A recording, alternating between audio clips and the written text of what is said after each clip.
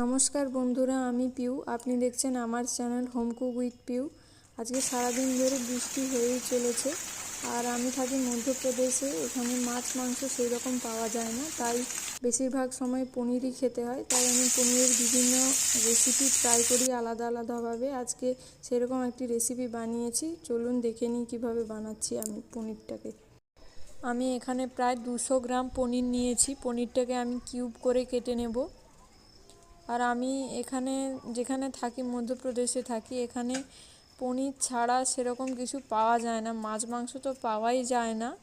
মাছের জন্য যেতে হলে প্রায় বাইকে 1.5-2 ঘন্টা লেগে যায় মাছ আনার জন্য। তাও আবার সব মাছ পাওয়া যায় না। রুই কাতলা ছাড়া কোনো মাছই পাওয়া যায় না। এই জন্য বেশিরভাগ সময় পনিরটাই আমাদের খেতে হয়। তারপর আমি শুকনো খোলায় একটা শুকনো লঙ্কা, কয়েকটা জিরে আর কয়েকটা গোলমরিচ ড্রাই রোস্ট করে নিয়েছিলাম। ওটাকেই আমি শিলনোড়ায় বেটে নেব। আপনারা চাইলে মিক্সিতেও বাটতে পারেন, কোনো অসুবিধা নেই। আমার এখানে মিক্সি নেই বলে আমি শিলনোড়াই ব্যবহার করি। মিক্সি নিইনি এখানে আমি 2 মাস প্রায় এসছে, এই জন্য কোনো জিনিস কেনা হয়নি এখনো পর্যন্ত। ভালো করে গুঁড়িয়ে নেব।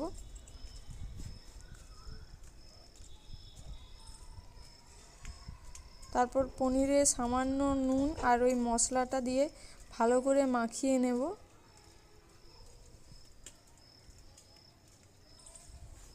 আর পনিরটাকে বেশি নাড়াচাড়া করবেন না, হালকা হাতে মাখাবেন। পনির না হলে সহজেই ভেঙে যায়।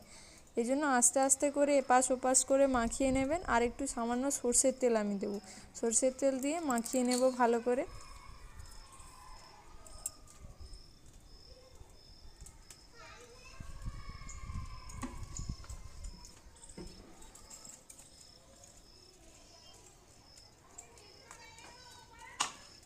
এখানে বেশিরভাগ লোকই ভেজিটেরিয়ান। এখানে আমিষ কেউ খাই না, এই জন্য পাওয়াও যায় না সেই রকমভাবে।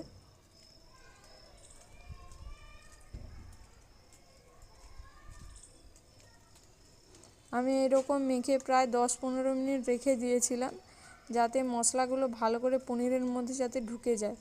তারপর আমি একটা শিলে কয়েকটা কাজু বাদাম নিয়েছিলাম, 8-10টা মতো কাজু বাদাম ভালো করে জল দিয়ে বেটে নেব। ভালো একটা স্মুথ পেস্ট করে নেব। আপনারা চাইলে মিক্সিতে করতে পারেন, মিক্সিতেও ভালো হবে।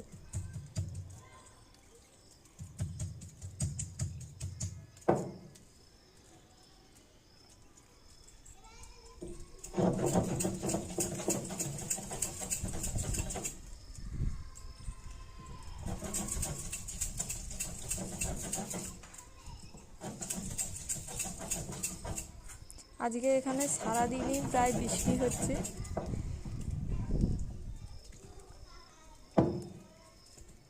এই বৃষ্টির মধ্যে এরকম একটা পনিরের রেসিপি হলে খুব ভালো লাগে খেতে। তারপর একটা বাটিতে সামান্য পরিমাণ টক দই দিয়ে দেব। আর এখানকার টক দই প্রচুর পরিমাণে টক, কিন্তু আমাদের কলকাতা বা ওয়েস্ট বেঙ্গলের সাইডের টক দই এত টক হয় না। আপনারা চাইলে আরেকটু বেশি পরিমাণে টক দই নিতে পারেন। আমি এখানকার টক দই টক বলে এই জন্য সামান্য নিয়েছি। আর সামান্য নুন আর চিনি দিয়ে দেবো। চিনি দিয়ে ভালো করে ভালো স্মুথ একটি পেস্ট বানিয়ে নেব। দেখবেন চামচ দিয়ে যখন তুলবেন, দেখবেন একটা ঠিক ভালো মসৃণ একটা পেস্ট তৈরি হয়ে গেছে।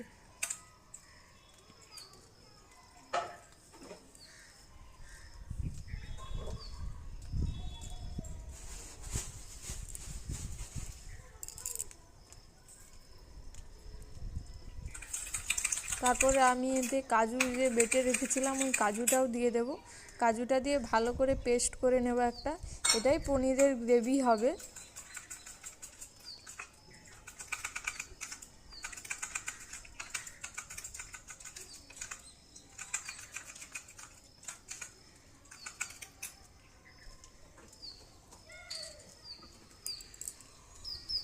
তারপর একটি কড়াইতে সামান্য তেল দিয়ে আমি যে ম্যারিনেট করে পনিরগুলো রেখেছিলাম, ওইগুলো ভালো করে ভেজে নেব।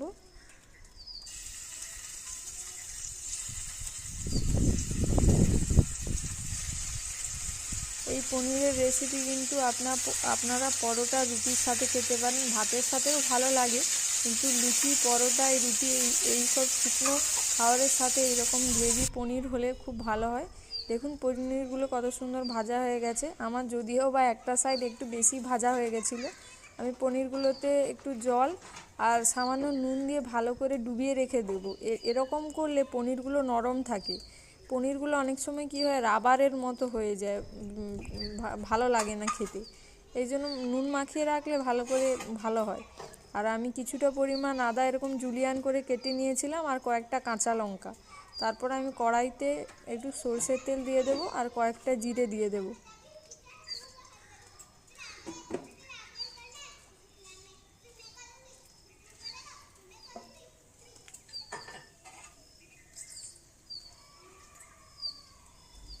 জিরেগুলো ভাজা হলে আমি যে আদাটা কেটে রেখেছিলাম আদাটা আর কাঁচা লঙ্কাটা দিয়ে দেব। কাঁচা লঙ্কাটা দিয়ে ভালো করে ভেজে নেব।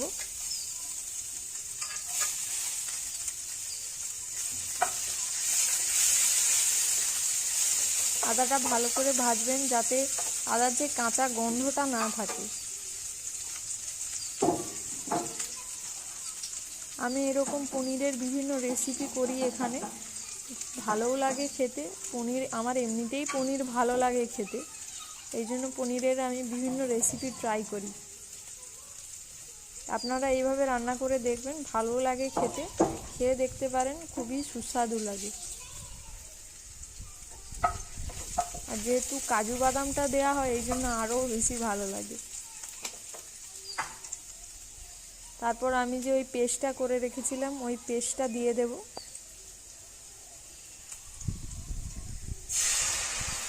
দিয়ে ভালো করে নাড়াতে থাকবো। আর আপনারা এই পেস্টটা দেওয়ার পর অনবরত কিন্তু নাড়াতে থাকবেন, কেননা কাজু বাদাম থাকে, কাজু বাদাম কড়ায় লেগে যায়, অনেক সময় কড়াই লেগে যায়, এই জন্য ভালো করে নাড়াতে থাকবেন।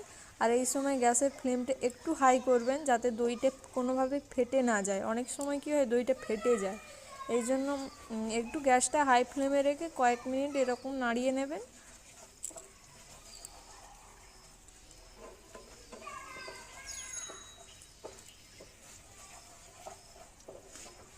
তারপর আমি ওই যে নুন আর জল দিয়ে যে পনিরটা রেখেছিলাম ওটা দিয়ে দেবো। ওটা দেওয়ার আগে আমি গুঁড়ো করে যে মশলাগুলো রেখেছিলাম, প্রথমে গুঁড়ো করে ওই মশলাটা দিয়ে দেব। দেওয়ার পর আমি ওই যে নুন জলে যে পনিরগুলো ডুবিয়ে রেখেছিলাম ওইগুলো ভালো করে হাত দিয়ে ঝেড়ে ঝেড়ে পনিরগুলো দিয়ে দেবেন আস্তে আস্তে।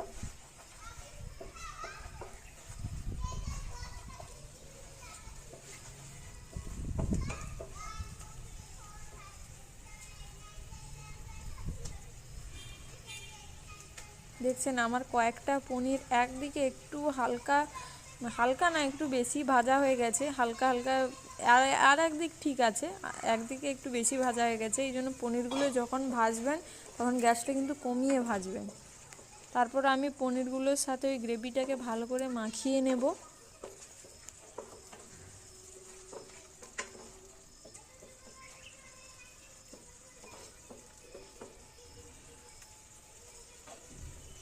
আমি এইভাবে ঢেকে রাখবো প্রায় 2-3 মিনিটের জন্য। তারপর আমি একটু শিলে গোটা গরম মশলা নিয়েছি, একটা বড় এলাচ, ছোটো এলাচ আর 2টো লবঙ্গ, 4-5টা গোলমরিচ আর একটু কাঠছাল মানে দারচিনি একটু দিয়েছি। আমাদের ওইদিকে কাঠছালই বলে দারচিনিটাকে।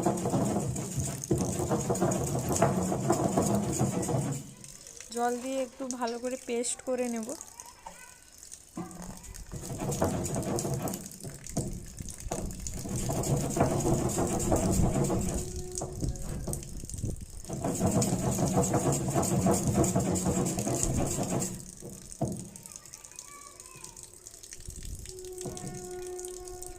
তারপর আমি ঢাকনা খুলে দেখে নেব, গ্রেভিটা একটু ঠিক হয়ে গেছে, নাড়িয়ে নেবেন। তারপরে আমি একটা কড়াতে একটু কাসুরি মেথি ড্রাই রোস্ট করে রেখেছিলাম, ওটাকে হাতের সাহায্যে ভালো করে গুঁড়ো করে নেবেন। গুঁড়ো করে তারপরে এটার মধ্যে ওপর থেকে দিয়ে দেবেন।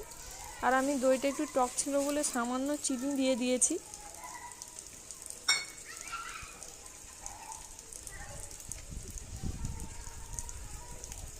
তারপর কাসুরি মেথিটাও দিয়ে দিলাম। তারপর আমি গোটা গরম মশলা যে পেস্ট করে রেখেছিলাম ওটা দিয়ে দেব। দিয়ে ভালো করে গ্রেভিটার সাথে ভালো করে মশলাটাকে মাখিয়ে নেব। আর একটু হয়েই এসছে, আর একটুক্ষণ লাগবে গোটা গরম মশলাটার গন্ধটা যাতে হালকা চলে যায়।